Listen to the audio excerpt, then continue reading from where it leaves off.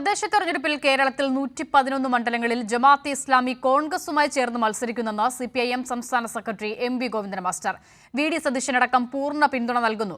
K C. Venugopal ജയിച്ചത് ജമാഅത്തെ ഇസ്ലാമിയുടെ vote വാങ്ങിയെന്നും Palakkad ഉപതെരഞ്ഞെടുപ്പിലും ഈ സഖ്യം കണ്ടതാണെന്നും ഗോവിന്ദൻ മാസ്റ്റർ പറഞ്ഞു. 111 മണ്ഡലത്തിൽ ഇവിടെ മത്സരിക്കുകയാണ്. കേരളത്തിൽ 111 UDF-ഉമായിട്ട് ഐക്യ. ഒരു ഭാഗത്ത് വർഗീയവാദികളായിട്ടുള്ള ന്യൂനപക്ഷ വർഗീയവാദികൾ ഹിന്ദുത്വ അജണ്ട വെച്ചുകൊണ്ട് മുന്നോട്ടേക്ക് പോകുന്നു.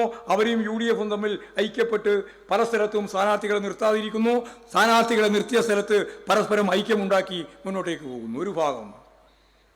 വേറൊരു ഭാഗത്ത് ജമാഅത്തെ ഇസ്ലാമിയുമായിട്ട് UDF, ലീഗ്, അതുപോലെ തന്നെ വി.ഡി. സതീശൻ എന്ന പ്രതിപക്ഷ നേതാവ് ഉൾപ്പെടെ അവർക്ക് പൂർണ്ണമായ പിന്തുണ നൽകി ഈ ന്യൂനപക്ഷ വർഗീയതയെ പരിപോഷിപ്പിക്കുന്നു. SDI ഉൾപ്പെടെയുള്ളവരെ, SDPI.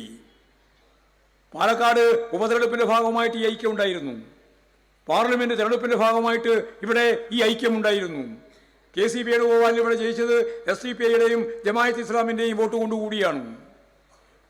കേരളത്തിലുടനീളം ജയിച്ചത് അങ്ങനെയാണ്.